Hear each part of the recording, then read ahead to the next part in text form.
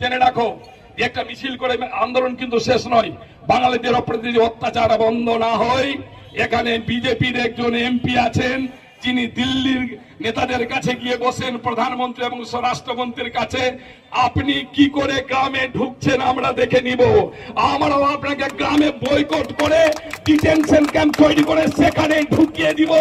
MP মহাশয়, আপনি জেনে রাখেন, মাইকে বলছি, তারপরে আপনি বাইরে দিয়ে বলবেন হিম্মত থাকলে তৃণমূলের করে নিক, করে দেখাবো। আপনাকে বলে দিচ্ছি, বাঙালির উপর অত্যাচার বন্ধ না হলে আপনাকে ডিটেনশন ক্যাম্প তৈরি করে যে কোনো ব্লকে সেখানে ঢুকিয়ে রেখে দিব, ঘন্টার পর ঘন্টা, দিনের পর দিন।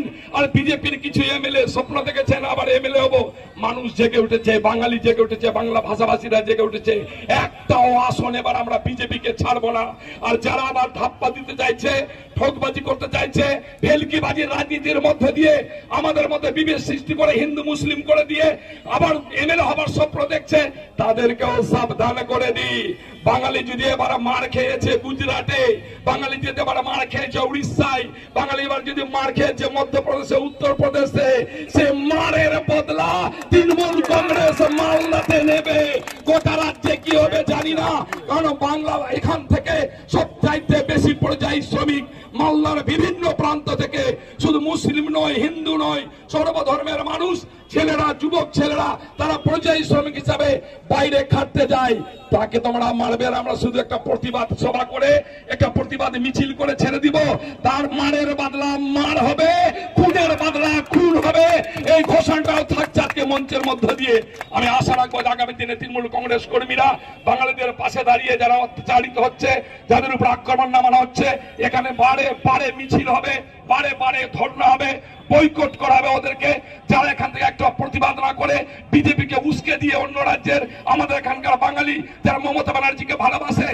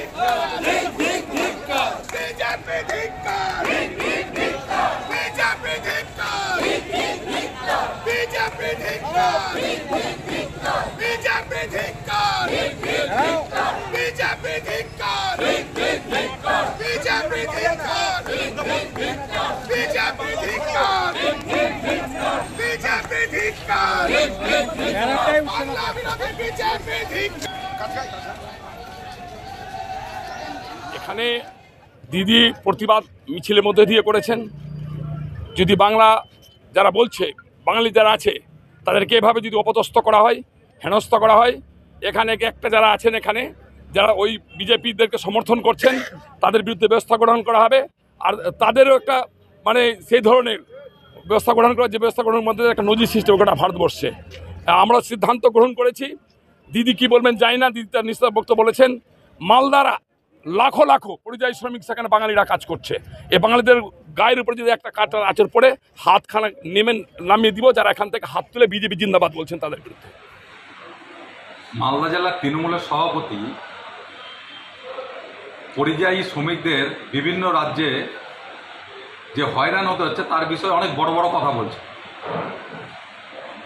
তার কাছে একটা প্রশ্ন, যে রাজ্য সরকারে আপনারা 11 বছর ধরে আছেন, কিন্তু তারপরেও মালদা জেলার তরুণ তরুণীদের কেন পরিযায়ী শ্রমিকদের হিসাবে যেতে হচ্ছে বাইরের রাজ্যে? আর বাইরের রাজ্যে যেগুলো বিজেপির রাজ্য, সেখানে যদি তাদের উপর অত্যাচার হচ্ছে আপনারা বুঝতেই পারছেন, তো তাদের পাঠাচ্ছেন কেন পশ্চিমবঙ্গ থেকে? আপনাদের ক্ষমতা নাই নিজের রাজ্যের ছেলেমেয়েদের খাওয়ারের রোজগারের ব্যবস্থা করার। আর উনি বড় বড় কথা বলছেন, কার হাত ভাঙবেন, কার পা ভাঙবেন, কার মাথা ভাঙবেন। নিজের পুলিশের সিকিউরিটিটা ছেড়ে দিলে উনি নিজের গ্রামে ঘুরতে পারবেন কিনা সেটা কিন্তু মানুষের সন্দেহ আছে।